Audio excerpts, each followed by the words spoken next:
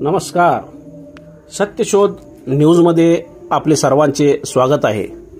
सांगली शहरातील सांगली साखर कारखान्याच्या पूर्व बाजूस नवजीवन नगर परिसरात बालगणेश उत्सव मंडळाने केदारनाथ मंदिराची हुबेहूब प्रतिकृती साकारली आहे.